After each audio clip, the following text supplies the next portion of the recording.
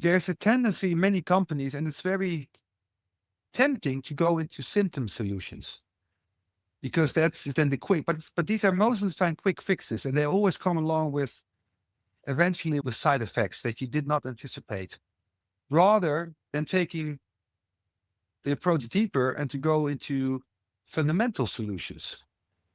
But guess what? They are taking more time, they take more risk, and there's more uncertainty. And companies nowadays are so much designed around control, predictability, and it has to be delivering results shortly and quickly. And I think in that stretch between the temptation of falling back into symptom solutions rather than really going deeper and embracing the uncertainty and the not knowing in trying to find the fundamental solutions. I think that's a constant, yeah, dance, I would almost say. Yeah. With MyWheels, it's especially in the media, it's known as a car sharing company. What do Mhm. you see about what MyWheels is and what your work here represents? That probably doesn't get spoken out enough. And I think car sharing is a relatively new way of fulfilling needs for mobility, but it's also difficult to, if you only take it from a car sharing perspective, you can take easily too narrow view on this. And I think it's important that we are in many different ways in our society challenged to find the courage to really make larger systemic transitions.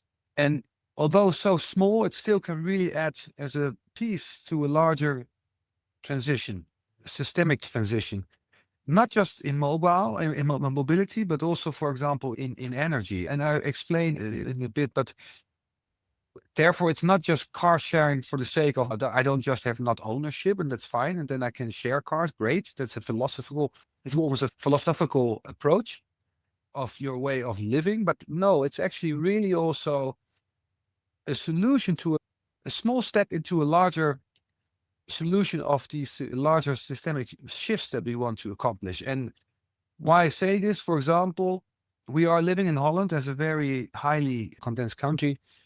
We are faced with not just only net congestion that many people speak about, our electricity net is just too full, but also street congestion. And the two are really actually now not just making our society being challenged in to keep it pleasant places to live, but also economically, it starts to really now hurt us. And the platform that we offer with shared cars, electric cars that also have batteries with vehicle to grid technology, are helping to release the pressure on the streets congestion.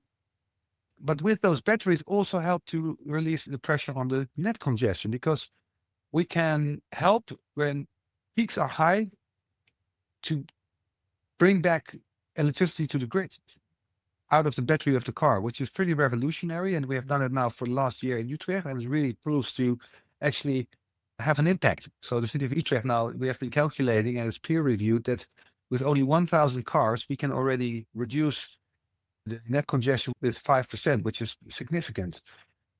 On top of that, if you go even further, because this is the, let's say, the vision for ourselves and the strategy for the next 3 years. With the energy transition, we can also help with the mobility, also with the energy transition. But I think the other part is that eventually, also in Holland, we will be transporting ourselves with autonomous vehicles. And whether it's in 5 years or in 10 years, we don't know. We have learned that exponential technology development is not always easy for humankind to predict.